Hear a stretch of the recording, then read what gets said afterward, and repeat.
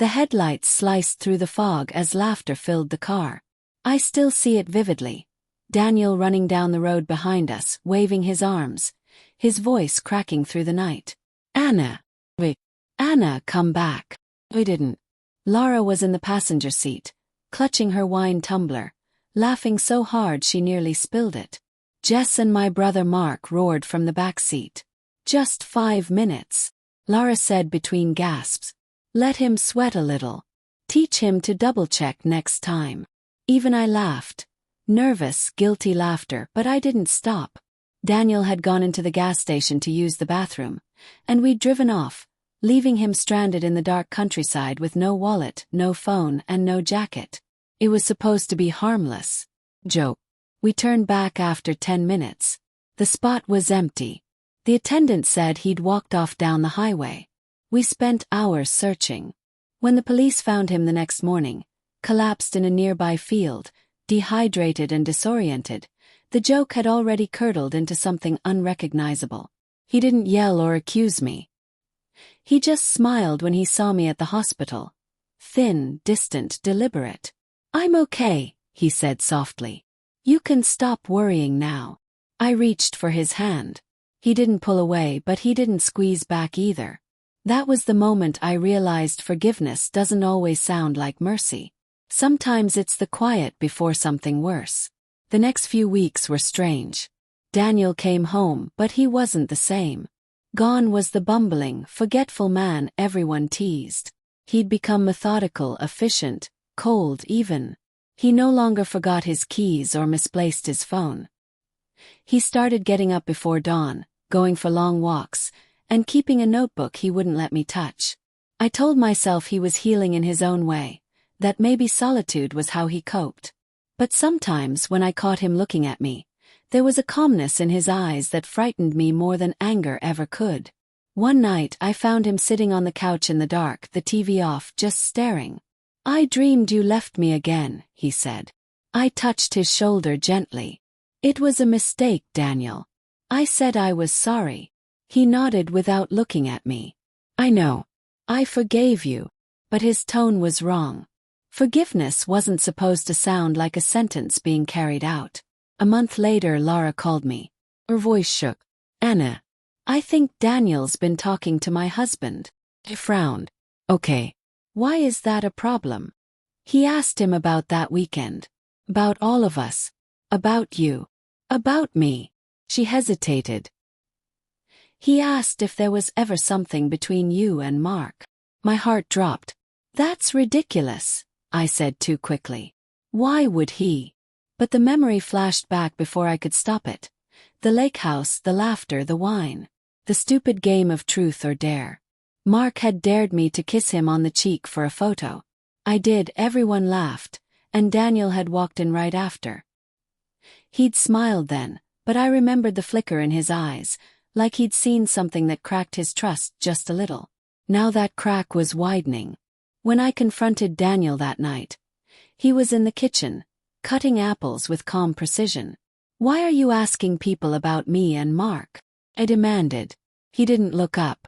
I just wanted to understand what was so funny that night. Everyone was whispering. No one was whispering.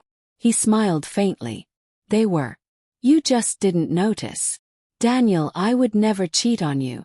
Especially not with my brother. I didn't say you did, he said softly. But you did leave me by the road. You all did. So I'm just making sure I understand the kind of people I love. His calmness chilled me.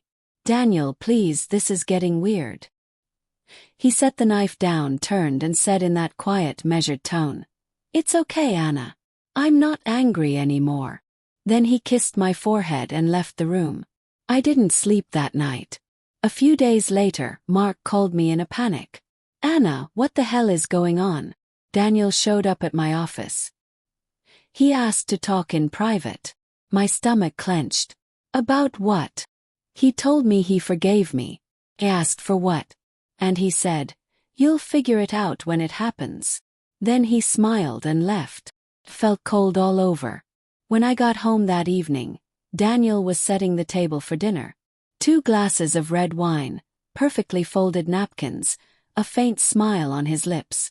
"What's this?" I asked. "A fresh start," he said. "I thought we could let go of the past." I wanted to believe him.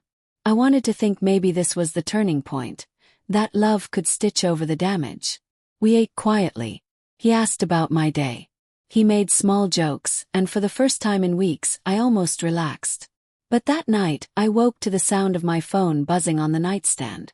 A message from an unknown number. "You think you can humiliate people and walk away clean?" Another followed. "He's not the fool anymore." I jumped out of bed, heart racing, but Daniel was gone. His side of the bed was cold. Called him, no answer. Called Mark, voicemail. "Laura." "Anna," she whispered, her voice shaking. "Someone sent me an email. A video." "What video?" "It's from that night at the lake house. Us laughing, leaving Daniel. But Anna, there's more. It shows you kissing Mark." I felt my knees buckle. "It was just a dare," I said weakly. "It meant nothing." "It doesn't look that way," she said. "And Daniel sent it to my husband. To yours too, I think." I dropped the phone. By morning everything was burning. Figuratively and literally. The video had spread like wildfire through our small town's social circles. My family saw it. My friends saw it. Mark's wife threw him out. And Daniel. He was gone again. He left a note on the kitchen table, written neatly in his journal handwriting. "You taught me that jokes only hurt when someone doesn't laugh. I just wanted you all to feel what it's like not to be in on the punchline. I forgive you truly. But I can't love someone who laughed while I begged to be seen." Underneath the note, he'd left his wedding ring, split clean in half. For weeks, I lived in the wreckage he'd left behind. My marriage, my friendships, my reputation gone. Everyone blamed me. Maybe they were right. But sometimes late at night I replay that moment on the highway. His voice calling my name through the fog. The terror in it. And I wonder if that was the night he stopped being Daniel, the gentle, foolish man we teased, and became something sharper, colder. The last message I ever received from him came a month later. No number, no sender. Just a text. "You finally stopped laughing. Good." I stared at it for a long time before deleting it. But I never changed my number. Some part of me still hopes he'll call again. Not to forgive me, not to hurt me, but to tell me if he ever found peace out there in the dark. 'Cause I never did.